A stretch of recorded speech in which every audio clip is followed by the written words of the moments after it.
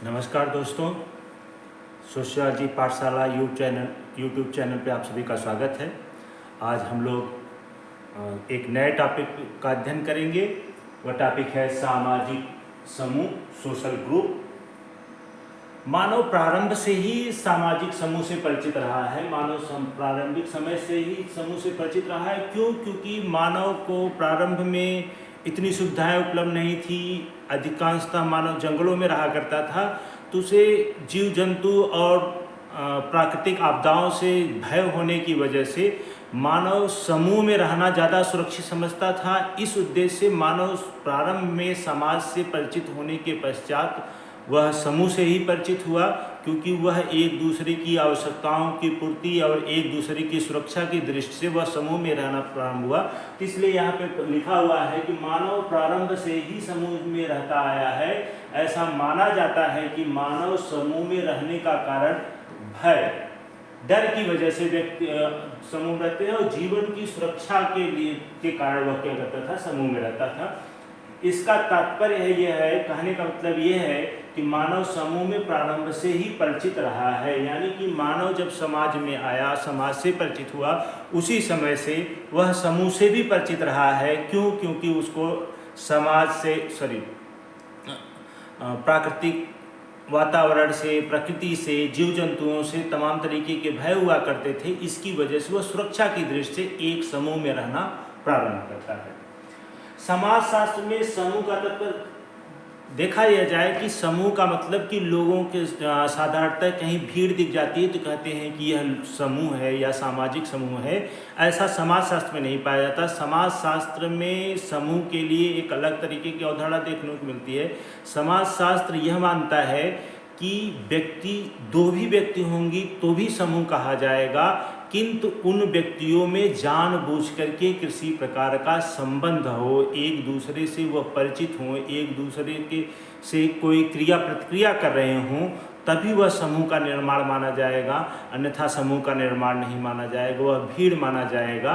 जैसे मान लीजिए रेलवे स्टेशन पे ढेर सारे लोग इकट्ठा हैं, बस स्टैंड पे ढेर सारे लोग इकट्ठा हैं, तो उसे एक भीड़ कहा जाएगा, न कि सामाजिक समूह कहा जाएगा। सामाजिक समूह तब कहा जाता है जब उन व्यक्तियों में क्रिया प्रतिक्रिया हो, एक दूसरे के कार्यों को से एक दूसरे को प्रभावित कर रहे हों, तब उसे समूह कहा जाता है।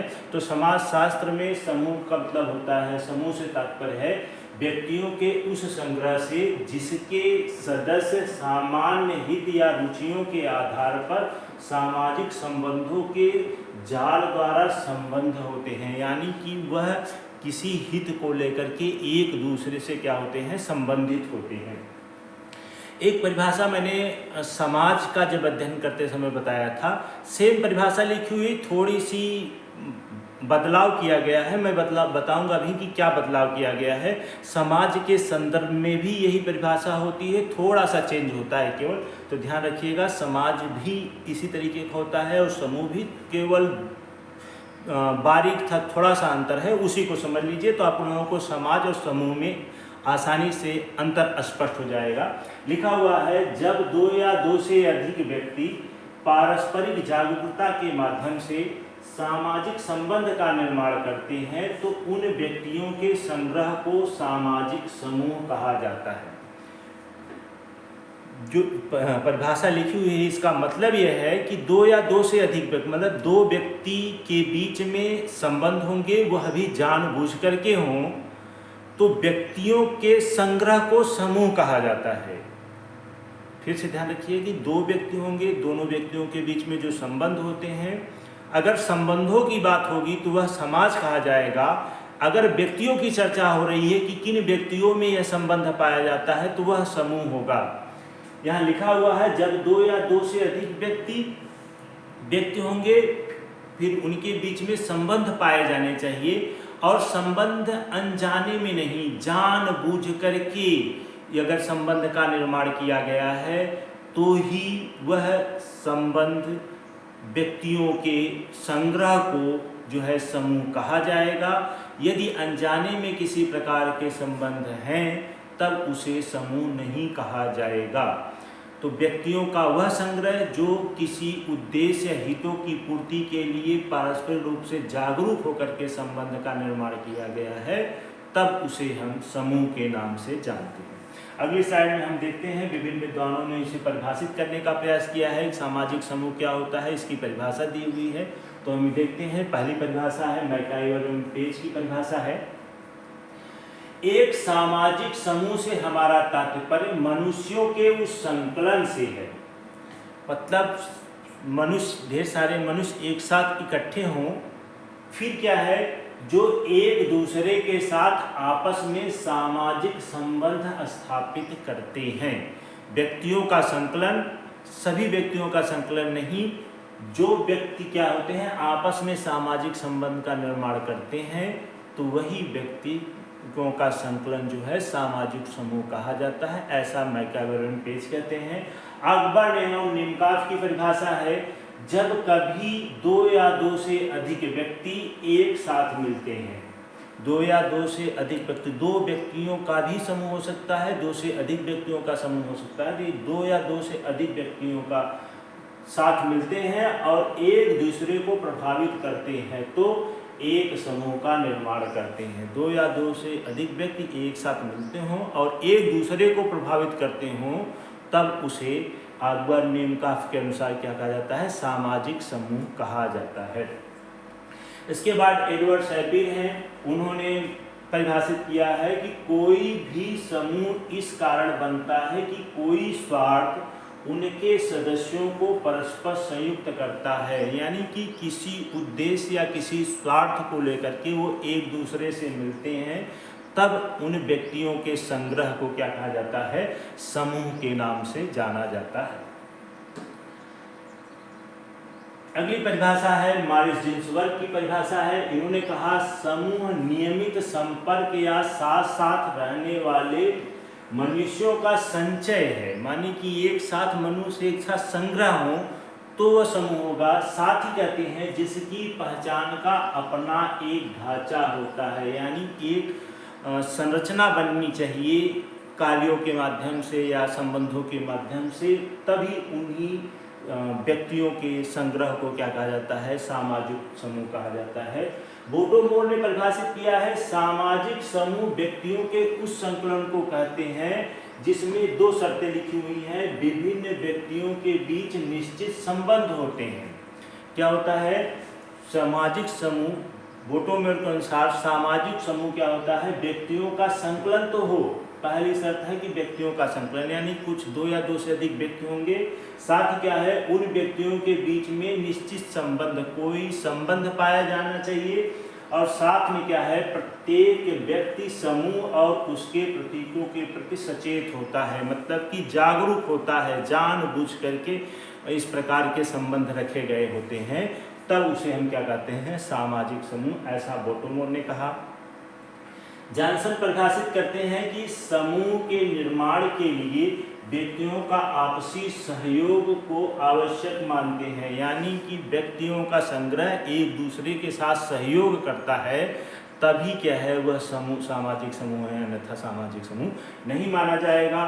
हार्ट एवं रेस विद्वान है, उन्होंने परिभाषित किया कि सामाजिक समूह अंतःक्रिया में संलग्न व्यक्तियों का एक संगठित संग्रह है। कहने का मतलब ये है कि सामाजिक अंतःक्रिया में एक दूसरे के साथ क्रिया प्रतिक्रिया कर रहे हों, तो ऐसे व्यक्तियों का संगठन जो होता है, संगठित संग्रह जो होता है, वही क्या कहलाता है, सामाजिक समूह के नाम से जाना जाता है। अब आते हैं सामाजिक समूह की कुछ महत्वपूर्ण विशेषताएं हैं।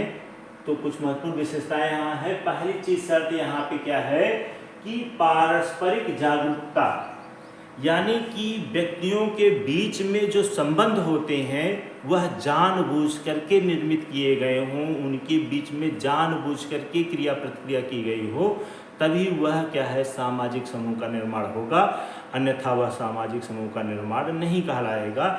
और इस विशेषता को सबसे महत्वपूर्ण विशेषता माना है किसने, मैकाइवर एंड पेज ने। यह आवश्यक माना है, अगर अनजाने में कोई संबंध किसी व्यक्ति का एक दूसरे के साथ हुआ तो वह सामाजिक समूह नहीं कहा जाएगा। दूसरी महत्वपूर्ण विशेषता है कि एक से अधिक व्यक्तियों का संग्रह, मैंने पहले ही परिभाषा में स्पष्ट किया कि कम से कम 2 व्यक्ति या 2 से अधिक व्यक्ति एक साथ मिलकर के किसी कार्य को कर रहे हैं, तो व्यक्तियों का संग्रह जो होता है वह समाज का समूह कहलाता है। व्यक्तियों के बीच के जो संबंध होते हैं उसे समाज कहा जाता है, किंतु व्यक्तियों का संग्रह जो होता है उसे क्या कहा जाता है, सामाजिक समूह कहा जाता है। अगली विशेषता है पारस्परिक अंतःक्रिया, उनके बीच में अंतःक्रिया होनी चाहिए। उसके बाद क्या है, कार्यों का विभाजन, विभिन्न प्रकार के कार्य एक दूसरे के साथ विभाजित होते हैं कि कौन व्यक्ति किस प्रकार के कार्यों को करेगा। सामान्य रुचि, यानी रुचि के आधार पर व्यक्तियों की अपनी अपनी रुचि होती है जिसके माध्यम से वो संबंधों को स्थापित करते हैं, तो अपनी रुचि भी इसमें शामिल होती है। ऐच्छिक सदस्यता बहुत महत्वपूर्ण विशेषता है, बार बार यह क्वेश्चन पूछा भी जाता है कि ऐच्छिक सदस्यता कैसे, हमारी जिस समूह में हमारी आवश्यकताओं की पूर्ति होगी हम उस समूह के सदस्य बनेंगे। जिस समूह में हमारी आवश्यकताएं नहीं पूरी होंगी, यानी किसी उद्देश्य को लेकर के हम समूह में सम्मिलित हुए हैं, यदि हमारे उद्देश्यों की पूर्ति नहीं हो रही है तो उस समूह के हम सदस्य नहीं बनेंगे।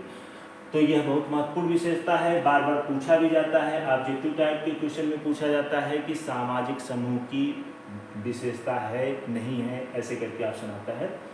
एक उद्देश्य होता है, क्योंकि व्यक्ति सामाजिक समूह का सदस्य बनता है तो किसी एक उद्देश्य को लेकर के जागरूक होकर के संबंध का निर्माण किया है, तो इसलिए इसमें क्या होता है, एक उद्देश्य होता है, इसकी एक संरचना होती है और अपनेपन की चेतना। जिस समूह में जो है व्यक्ति रहता है उस समूह में क्योंकि उसकी आवश्यकताएं पूरी हो रही हैं तो वह उस समूह को अपना मानता है और उससे क्रिया प्रतिक्रिया करता है।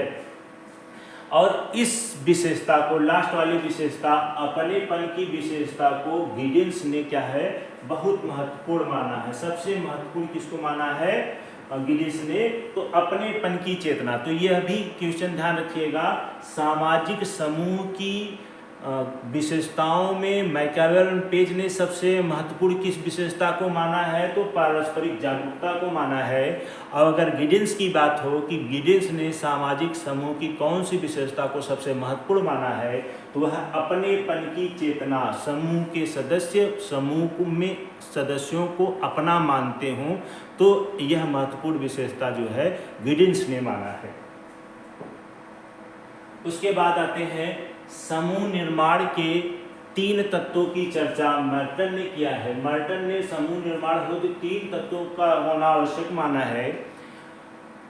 कभी कभी यह भी एग्जाम में पूछता है कि मर्टन ने कितने तत्वों को महत्वपूर्ण माना है, सामाजिक समूह के निर्माण के लिए कितने तत्वों को महत्वपूर्ण माना है, तो 3 तत्वों को माना है। कभी कभी यह दे देता है, विकल्प में 3 देता है और एक अलग से दे देता है कौन सा नहीं है, तो यह भी ध्यान रखिएगा। तो मर्टन ने 3 विशेषताओं को महत्वपूर्ण, 3 तत्वों को महत्वपूर्ण माना है। इसमें से पहला है 2 या 2 से अधिक व्यक्ति होंगे। दूसरी विशेषता है इनके बीच में क्या होनी चाहिए, अंतःक्रिया की पुनरावृत्ति, यानी उनके बीच में अंतःक्रिया प्रतिक्रिया होनी चाहिए। और तीसरी महत्वपूर्ण विशेषता है समूह के सदस्य अपने आप को उस समूह का सदस्य माने तथा बाहरी लोग भी उन्हें उस समूह का सदस्य के रूप में स्वीकार करें। यानी कि एक समूह के सदस्य अपने आप को उस समूह का सदस्य माने और दूसरे व्यक्ति जो उस समूह के सदस्य नहीं है उस व्यक्ति के बारे में भी जानते हैं कि यह व्यक्ति उस समूह का सदस्य है, इस समूह का सदस्य नहीं है। अगली विशेष पक्ष के बारे में बात करेंगे, बहुत महत्वपूर्ण पक्ष है, यह लोग अक्सर भूल जाते हैं कि गिटलर नाम के एक विद्वान हैं, उन्होंने समूह के 2 पक्षों की बात किया है। यह परीक्षाओं में पूछा जाता है, बहुत कम ही पुस्तकों में यह देखने को मिलता है। और एक बार मैं एग्जाम दे रहा था, उसमें भी ये शब्द लिख के आया था, ओवर्ट और कोवर्ट शब्द का प्रयोग किसने किया था। तो ध्यान रखिएगा, अगर हिंदी में आता है बाह्य पक्ष और आंतरिक पक्ष, तो ये समझ लीजिएगा गिटलर का है। कभी कभी ओवर्ट और कोवर्ट नाम से ही आ जाता है, हिंदी में इसी को ओवर्ट और कोवर्ट लिख करके पूछ लिया तो व्यक्ति कंफ्यूज हो गए कि यह किसने इसके बारे में बताया है। तो यह गिटलर ने बताया है। ओवर्ट का मतलब होता है जिसे देखा जा सकता है, तो समूह की वह विशेषताएं जिसे देखा जा सकता है वह ओवर्ट होता है, और समूह का दूसरा पक्ष जिसे देखा नहीं जाता समूह, उसे क्या कहते हैं, समूह के प्रति लगाव या हम की भावना को क्या कहते हैं, आंतरिक पक्ष। इसके कोई बाहरी व्यक्ति देख करके नहीं बता सकता, तो यह पक्ष क्या होता है, ओवर्ट के नाम से जाना जाता है। यह गिटलर ने बताया है। अब आते हैं समूह का वर्गीकरण। ध्यान रखिए कि समूह का वर्गीकरण बहुत से विद्वानों ने किया हुआ है और सबके वर्गीकरण अलग अलग है।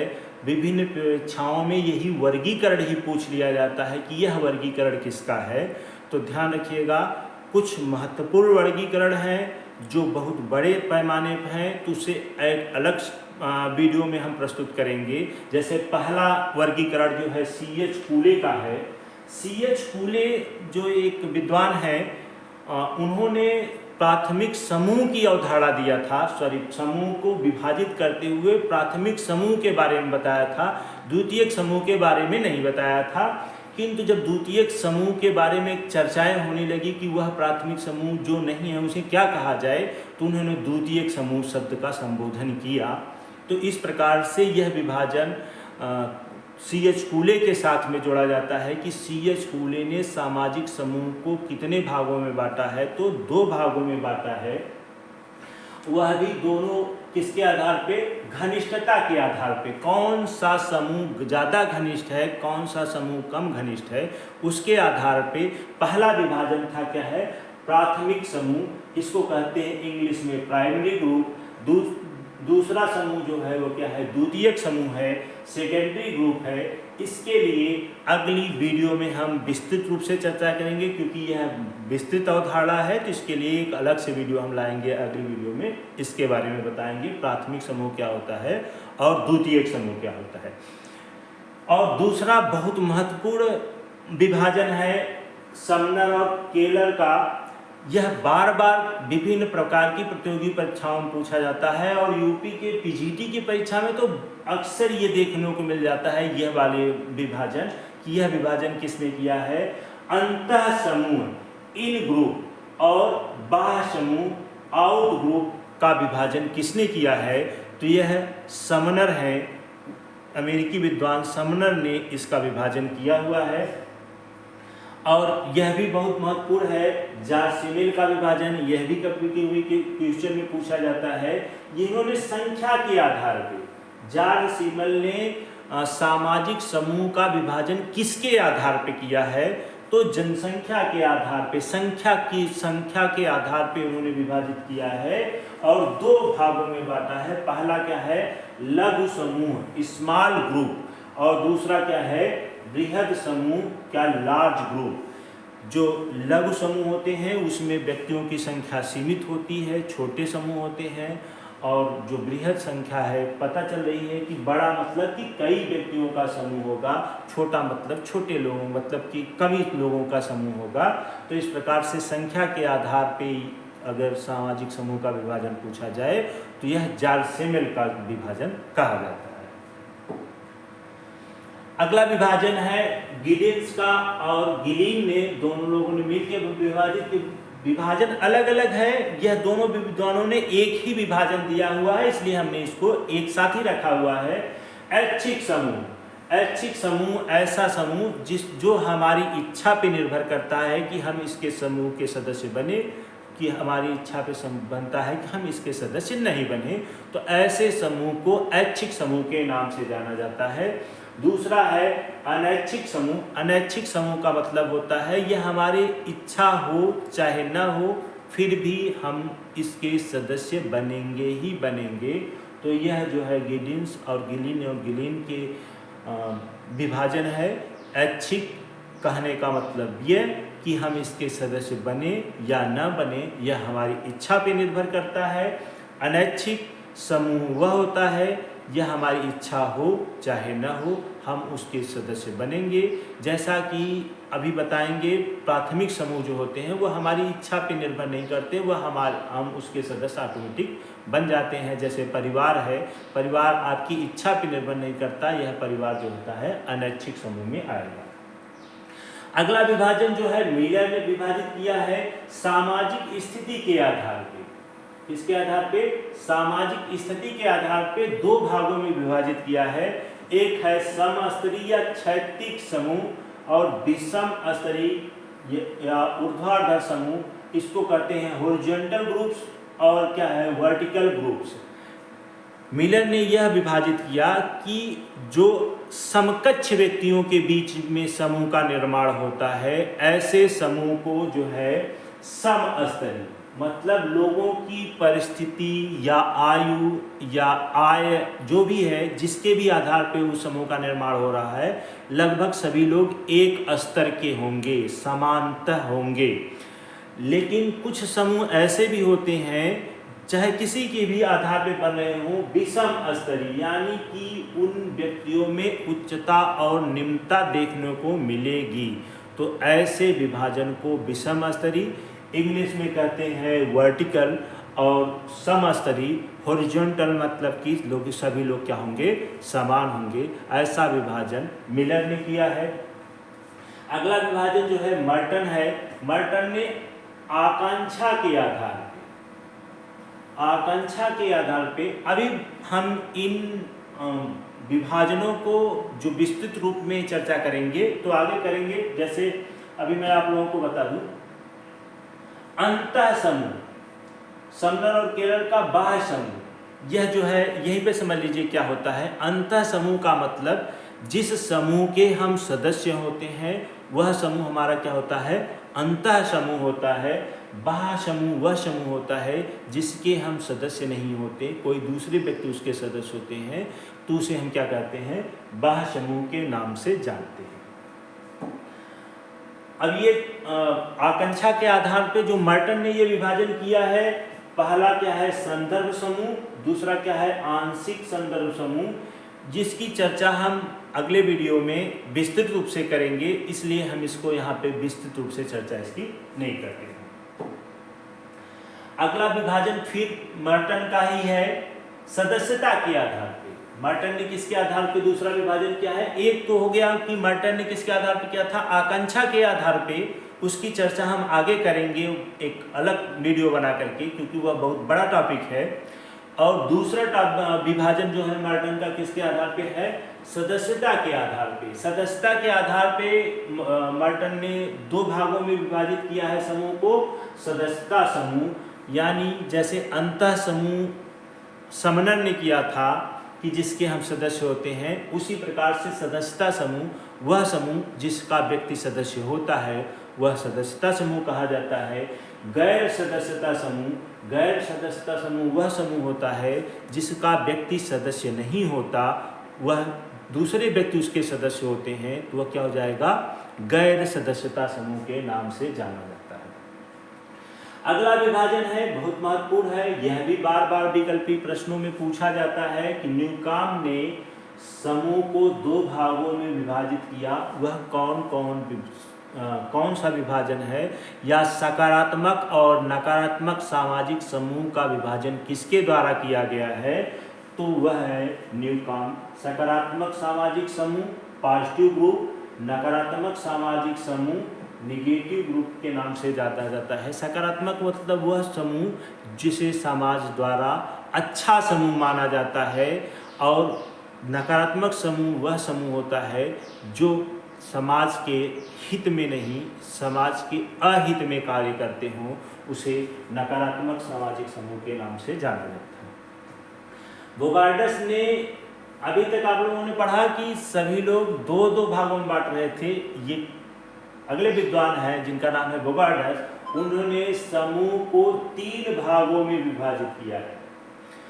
पहला है औपचारिक सामाजिक समूह, दूसरा क्या है अनौपचारिक सामाजिक समूह, और तीसरा है नौकरशाही समूह, यानी कि जो दफ्तरशाही, नौकरशाही के नाम से जाना जाता है। जो अधिकारी वर्ग होते हैं, अधिकारी वर्ग का समूह जो होता है उसे नौकरशाही समूह के नाम से जाना जाता है। अगला है सोरोकिन का विभाजन है। परीक्षाओं में यह भी पूछा जाता है, एकल बंधन या कार्यात्मक समूह, बहुबंधन या बहुकार्यात्मक समूह में किसने विभाजन किया है? तो यह विभाजन जो है सोरोकिन का है। सैंडरसन ने भी समूह को तीन भागों में विभाजित किया है। ऐच्छिक समूह के बारे में हम बता चुके हैं, वही समूह।